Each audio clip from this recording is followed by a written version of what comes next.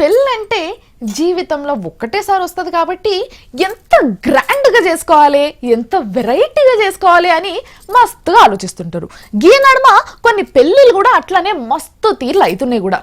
మీరు ఎన్ని తీర్ల పెళ్ళిళ్ళు చూసిండ్రో చూడలేదో నాకు తెలియదు, కానీ గిసొంటి ఇచ్చంతపు పెళ్ళినైతే ఏడ చూసుండరు, చూడలేదు కూడా. మేము చూపిస్తాం కదా, ఎక్స్క్లూజివ్గా చూపిస్తాము, చూడుండ్రి. ఆడికెళ్ళి అక్షంతలేసేయండి. పెళ్ళి అంటే మన తాను ఎట్లయితుంది? పెళ్లి పిల్లగాడు పెళ్లి పిల్ల బాషింగాలు కట్టుకొని నెత్తిల జీలకర్ర బెల్లం పెట్టుకుంటారు. ఇక వెనకశీరి బాపనైన మంత్రాలు చదివితే పెళ్లి పిల్లకు పిల్లగాడు పుస్తే కడతాడు. ఆ వెనకశీరి తల్వాలు కూడా పోసుకుంటారు. కానీ తమిళనాడులో తిరువారూర్ అనే జిల్లాలో జరంత ఎరైటీగా వేసిర్రు. అది కూడా పుస్తక ముచ్చట్లనే. అవి ఏంది మరి పుస్తక ఇట్లా కట్టలేదా అని అంటే కాదు, పుస్తక కట్టిర్రు. అవ పుస్తక కట్టినాక వాళ్ళు ఇచ్చంతరం ఏమున్నది అని అనుకోకురి. పుస్తక కట్టింది పిల్లగాడు కాదు, పెళ్లి పిల్ల. పరిశాన్ అవుతున్నారా? అవు నిజమే. పెళ్లి పిల్లగానికి పెళ్లి పిల్ల పుస్తక కట్టి 3 ముళ్ళు వేసింది. మరి గిట్లెందుకు వేసిర్రు అని అంటే మగోళ్ళు ఎక్కువ ఆడోళ్ళు తక్కువ అని కాకుండా అందరూ సమానమే అని చెప్పేందుకు ఇట్లా వేసిర్రట. ఇక ముందుగానే పెద్ద మనుషులు మాట్లాడుకొని ఇట్లా చేపించిర్రు.